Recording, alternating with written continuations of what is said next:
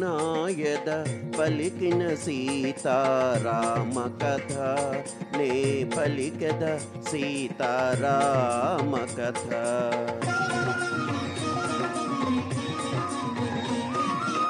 శ్రీ హనుమంతుడు అంజనీసుతుడు అతి బలవంతుడు రామభక్తుడు లంకకు పోయి రాగల ధీరుడు మహిమోపేతుడు శత్రుకర్షణుడు జాంబవదాది వీరులందరును ప్రేరేపింపగా సమ్మతించెను.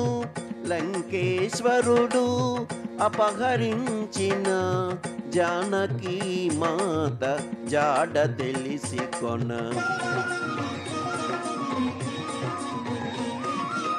తన తండ్రి అయిన వాయుదేవునకు సూర్యచంద్ర బ్రహ్మాది దేవులకు వానరేంద్రుడు మహేంద్రగిరిపై వందనములిడే పూర్వాభిముఖుడై రామనామమున పరవశుడయ్యే రోమ రోమమున పులకితుడయ్యే కాయము పెంచే కుప్పించి ఎగసే దక్షిణ దిశగా లంక చేరగా.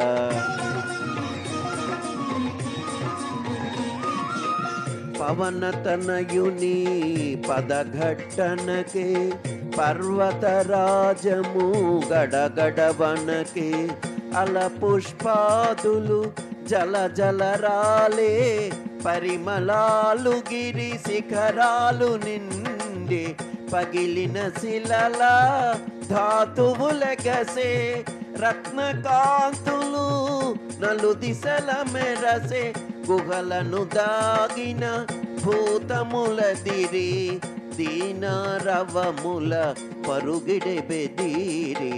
శ్రీ హనుమాను గురుదేవులు నాయద పలికిన సీతారామ కథ నే పలికెద సీతారామ కథ.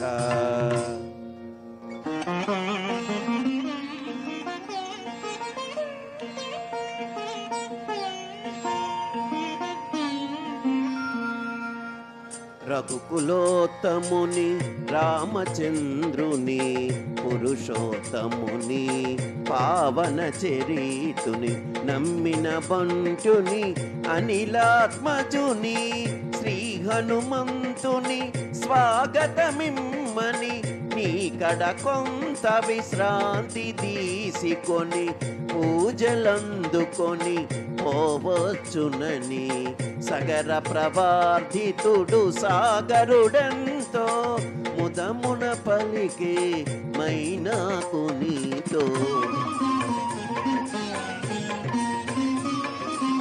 మైనాకుడు ఉన్నతుడై నిలిచే హనుమంతుడు ఆగ్రహమునగాంచే ఇది ఒక విఘ్నము కాబోలునని వారిధి పడద్రోసే పురము చేగిరిని పర్వత శ్రేష్ఠుడ పోటున కృంగే పవనతనయుని బలముగని పొంగే తిరిగి నిలిచే హనుమంతుని పిలిచే తన శిఖరముపై నరుని రూపమై.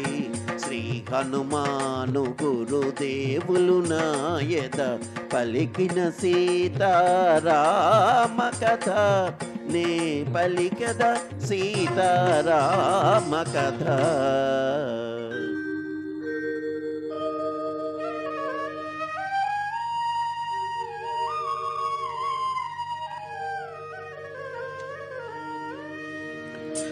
వానరోత్తమా ఒకసారి నిలుమా నా శిఖరాల శ్రమ దీచుకొనుమా కందమూలములు ఫలములు తినుమా నా పూజలు గొని మన్ననలందుమా శతయోజనముల పరిమితము గల జలనిధి నవలీల దాటిపోగల నీదు మైత్రి కడు ప్రాప్యము నాకు నీదు తండ్రి కడు పూజ్యుడు నాకు